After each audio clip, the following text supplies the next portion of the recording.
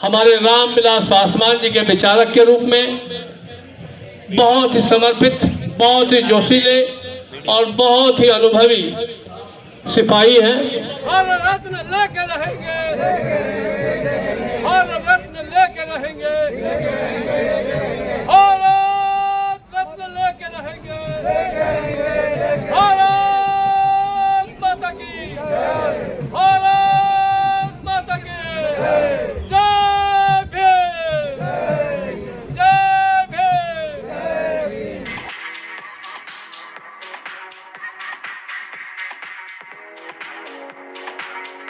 देखिए, आज देश की राजधानी दिल्ली और दिल्ली में भी सरकार तक और जन जन तक आवाज को पहुंचाने के लिए ये धरना स्थल जंतर मंतर को हम लोगों ने इसलिए चुना कि हमारे नेता, जन जन के नेता, देश के सर्वश्रेष्ठ नेता माननीय रामविलास पासवान जी जो पद्म भूषण से सम्मानित हैं, उनकी आज जयंती है। और भारतीय शोषित सेना 2021 से जब हमारे नेता हम लोगों के बीच में नहीं रहे और भारत सरकार ने 2021 में उनको पद्म भूषण से सम्मानित किया, हमने सरकार का आभार प्रकट तब भी किया था। साथ ही 2021 के शीतकालीन सदन में भारतीय शोषित सेना ने भारत सरकार से मांग की कि हमारे नेता का जो कद है, हमारे नेता का जो देश के प्रति समर्पण है, अलग अलग विचारधारा के 6 प्रधानमंत्री के साथ काम करने का देश में आज किसी नेता के पास गौरव नहीं है, वो हमारे नेता के पास है। हमारे नेता के पास सबसे लंबे समय तक 40 साल तक केंद्रीय मंत्री के रूप में देश की सेवा करने का गौरव किसी के पास हासिल नहीं है, हमारे नेता रामविलास पासवान के पास।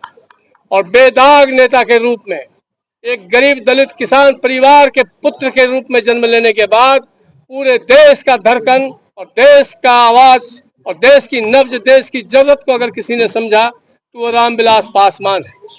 ऐसे महान नेता जो बाबा साहब भीमराव अंबेडकर को सदन में तैलचित्र और प्रतिमा लगवाते हुए भारत रत्न दिलाने में जो अहम भूमिका है वो किसी का नहीं रहा है, वो रामविलास पासवान जी का है।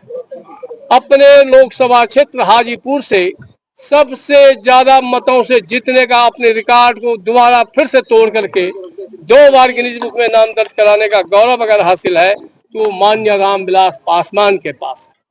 वो हमारे आपने इस चीज के बारे में कोई जिक्र नहीं किया, आज क्यों कर रहे? किसने जिक्र नहीं किया?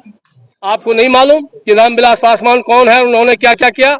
आप पत्रकारिता करते हैं, आपको मालूम होना चाहिए। आप अगर ये कह रहे हैं कि किसी को नहीं मालूम, देश का जो आदमी कहता है कि किसको नहीं मालूम, मैं कह रहा हूं, मैं 2021 से जब हमारे नेता हमारे बीच नहीं रहे, मैं तब से लगातार आवाज को उठा रहा हूं, हर शीतकालीन सदन में उठा रहा हूं और वो सरकार के रिकॉर्ड पे भी है। और आप अगर पत्रकारिता धरना स्थल जंतर मंतर से करते हैं तो आपके रिकॉर्ड में भी हमारा चेहरा और हमारी आवाज कैद होनी चाहिए। अगर ये नहीं है तो ये आपकी कमी है, वो हमारी कमी नहीं। बिहारी जी, हम जानना चाह रहे हैं कि जिस तरह से रामविलास पासवान जी के बेटे चिराग पासवान जी केंद्र में मंत्री हैं, तो आप सीधे चिट्ठी रख के या हमने चिट्ठी लिख करके सिर्फ उनके पुत्र चिराग पासवान को नहीं दिया है, कारण ये पुत्र की ही सिर्फ जिम्मेवारी नहीं बनती है, वो देश के लाल थे।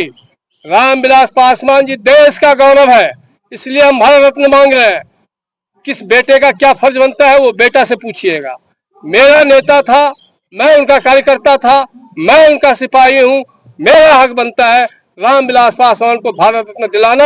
और जब तक भारत सरकार भारत रत्न नहीं देगी, सुभाष बिहारी का सांस जब तक रहेगा तब तक हमारा यह संघर्ष जारी रहेगा और अभी तो दिल्ली की धरती से है, मैं देश के हर राज्य में जाऊंगा, हर कस्बे में जाऊंगा, हर गांव में जाऊंगा और रामविलास पासवान को भारत रत्न देने पे मजबूर कर दूंगा भारत सरकार को, नहीं तो भारत सरकार को घुटने पे ला दूंगा। मैं रामविलास पासवान का विचारक हूँ, रामविलास पासवान का अगुवाई हूँ। जिस रामविलास पासवान ने बाबा साहब को सम्मान दिला सकता है, बाबू जगजीवन राम को सम्मान दिला सकता है, रविदास को सम्मान दिला सकता है, उस रामविलास का सम्मान दिलाना हम तमाम देशवासियों का और एक एक देश के कार्यकर्ता और सिपाही की जिम्मेवारी बनती है, चाहे वो किसी भी राजनीतिक पार्टी से हो, किसी भी सामाजिक संगठन से हो। हमारा कर्तव्य और हमारा धर्म बनता है कि रामविलास पासवान जी ने जैसे सर्व समाज की लड़ाई लड़ा, सबके लिए आवाज उठाया, सबको न्याय दिलाने का काम किया, वैसे ही हम सबको मिलकर के रामविलास पासवान जी को सम्मान दिलाने की जरूरत है, रामविलास पासवान जी को भारत रत्न दिलाने की जरूरत है। और जब तक भारत रत्न नहीं मिलेगा, भारतीय स्वतंत्र सेना का संघर्ष और देश के एक एक कार्यकर्ता, एक एक सिपाही का संघर्ष होना चाहिए। और मैं सबको एक माला जैसे गूंथता है रामविलास पासवान जी के विचारों को। जैसे रामविलास पासवान जी कहते थे कि मैं उस घर में दिया जलाने चला हूँ जहाँ सदियों से अंधेरा है। रामविलास पासवान जी ने एक एक घर को रोशनी देने का काम किया है। रामविलास पासवान जी ने हर व्यक्ति को सम्मान देने का काम किया है। अब हमारी बारी बनती है कि रामविलास पासवान जी को सर्वश्रेष्ठ सम्मान दिलाना हमारा जिम्मेवारी, हमारा कर्तव्य और हमारा धर्म है। मोदी जी अगर खुद दे देते, उन्होंने वो अवार्ड दिया जो कंगना रनौत को मिलता है, जो बड़ा और चोली के नाम से जानी जाती है, उनको भी पद्म भूषण से सम्मानित किया। और हमारे नेता रामविलास पासवान के जैसे नेता न देश में पैदा हुआ है, न देश में पैदा होगा। 6 प्रधानमंत्री के साथ काम करने का किसी भी पार्टी के किसी भी नेता के पास गौरव है कि मुझे एक नाम बता दीजिए, मैं उसका गुलामी करूंगा। देश में 40 साल तक केंद्रीय मंत्री के रूप में देश की सेवा करने का किसी के पास गौरव है तो वो एक नाम बता दीजिए, मैं उसका गुलामी करूंगा। रामविलास पासवान बहुत ही काबिल नेता है, आप मुझे बताइए टेक्निकल ये पॉसिबल है? क्यों नहीं है? आप जब किसी को दे सकते हैं, रामविलास पासवान को क्यों नहीं? इसलिए कि वो दलित है, इसलिए कि वो एक गरीब और किसान परिवार में जन्म लिए थे। नहीं तो रामविलास पासवान जी किस दावे में नहीं आता भारत रत्न लेने के लिए? मुझे वो कारण बता दे, हम भारत सरकार का गुलामी करेंगे। और अगर रामविलास पासवान जी सब क्षेत्र से अव्वल है, रामविलास पासवान जी को भारत रत्न मिलना चाहिए। मेरा ये विरोध नहीं है कि उसको भारत रत्न क्यों दिया, आप किसी को भी भारत रत्न दीजिए, हम उससे खुश होते हैं। लेकिन रामविलास पासवान जी उन सभी से अव्वल है। रामविलास पासवान जी ने सबको सम्मान दिलाने का काम किया है।